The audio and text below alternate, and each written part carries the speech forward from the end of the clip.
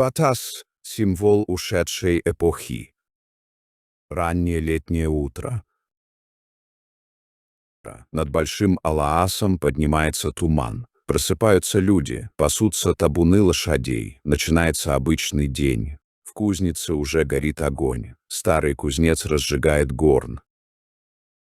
Его помощник качает меха. Из железа рождается оружие. В те времена оружие было частью жизни народа. Охсаа сопровождал охотника в лесу. Унгу служила воину на коне. Батыя использовалась в ближнем бою, а батас считался одним из самых грозных видов оружия своего времени. Молодой воин принимает оружие от старшего. Так передавались знания, опыт и ответственность. Но мирные времена не бывают вечными. Тревожная весть приходит в Улус. Воины собираются, натягиваются тетивы луков, проверяются наконечники стрел. Конные воины готовят свои унгу. Начинается битва. Охсаа выпускает стрелы в небо. Конные воины идут в атаку.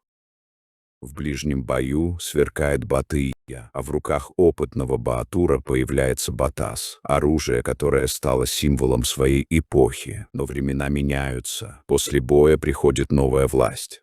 Появляются русские казаки. Вместе с ними прибывает воевода. Он привозит царскую грамоту. На поле собираются тайон, старейшины, воины и кузнец. Воевода зачитывает приказ. Отныне изготовление батасов запрещается. Для кузнеца это больше, чем просто указ. Это конец привычного мира. Кузница постепенно затихает. Огонь в горне гаснет. Последний батас остается лежать рядом с наковальней. Проходят годы. Батас больше не куют, но память о нем не исчезает.